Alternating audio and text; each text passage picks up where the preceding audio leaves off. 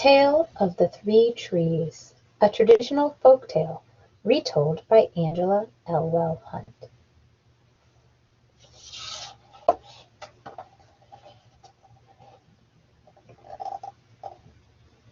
Once upon a mountaintop, three little trees stood and dreamed of what they wanted to become when they grew up.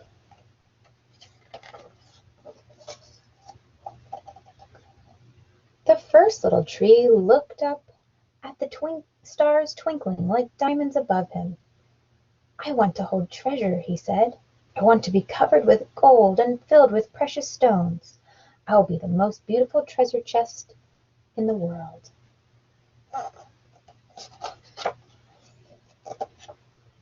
The second little tree looked out at the small stream trickling by on its way to the ocean.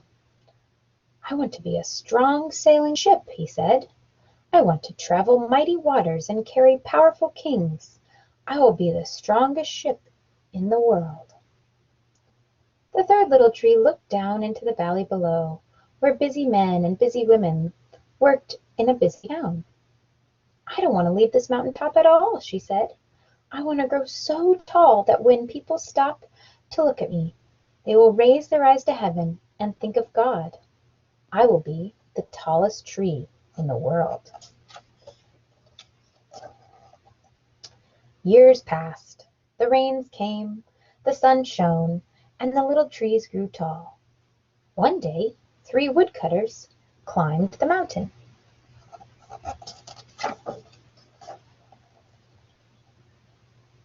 The first woodcutter looked at the first tree and said, "This tree is beautiful. It is perfect for me." With a swoop of his axe, the first tree fell. "Now I shall be made into a beautiful chest," thought the first tree. "I shall hold wonderful treasure." The second woodcutter looked at the second tree and said, "This tree is strong. It is perfect for me." With a swoop of his shining axe, the second tree fell.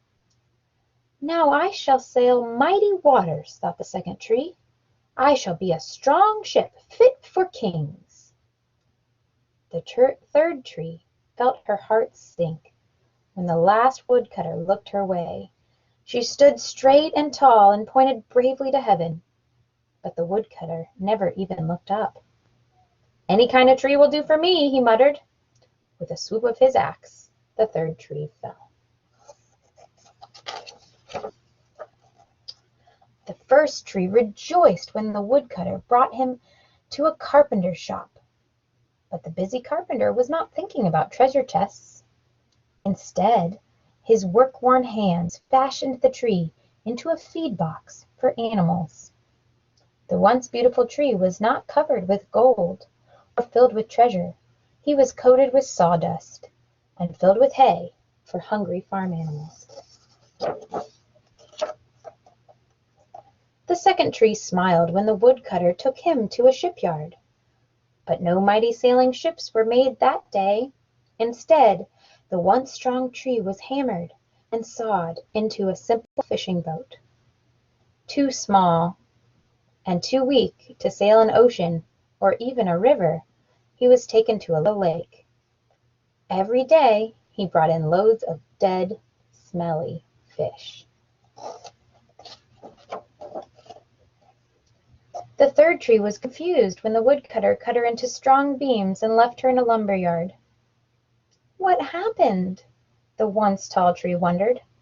"All I ever wanted to do was stay on the mountaintop and point to God."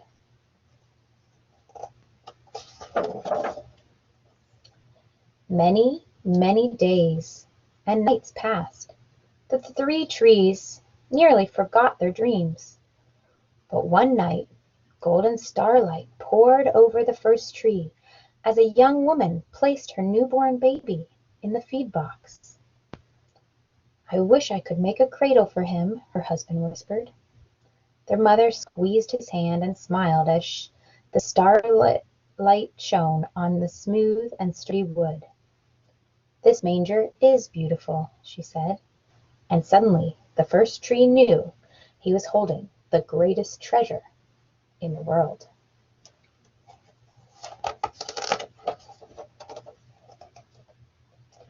One evening, a tired traveler and his friends crowded into an old fishing boat. The traveler fell asleep as the second tree quietly sailed out into the lake. Soon a thundering and thrashing storm rose. The little tree shuddered.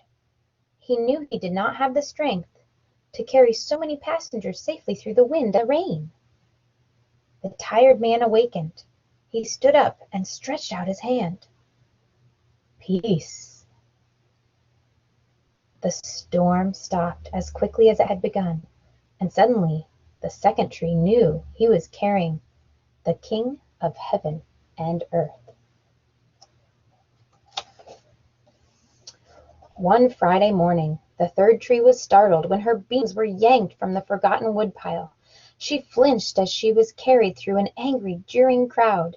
She shuddered when soldiers nailed a man's hands to her. She felt ugly and harsh and cruel. But on Sunday morning, the sun rose and the earth trembled with joy beneath her. The third tree knew that God's love had changed everything.